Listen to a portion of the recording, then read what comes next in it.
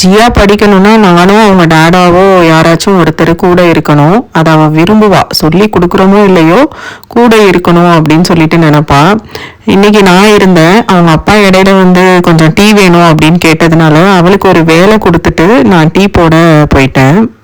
ஒரு நாளும் எனக்கு என்ன டீ போடலான்னு தோணுதோ அதை ப்ரிப்பேர் பண்ணுவேன். இன்னைக்கு பாலா ஜிஞ்சர் டீ கேட்டதுனால தண்ணி வச்சுட்டு டீ தூளையும் ஆட் பண்ணிட்டு ஜிஞ்சரையும் நல்லா தட்டி அதில் ஆட் பண்ணிட்டேன்.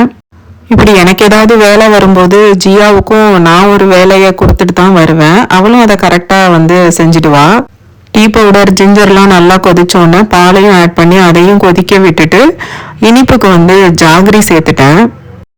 அவளுக்கு தான் வேலை கொடுத்துட்டு வந்தேன். ஆனால் அவள் அவங்க அப்பாவையும் கூப்பிட்டுக்கிட்டா போல. சவுண்டு கேட்குது. வீடு ஷிஃப்ட் ஆகும்போது பார்த்தேன் இந்த ஸ்விட்ச் போர்டு ஸ்டிக்கர்ஸ் இருந்தது. சரி இதையும் இங்கே இருக்க எல்லா ஸ்விட்சுக்கும் ஒட்டிடுஜியா அப்படின்னு சொன்னேன்.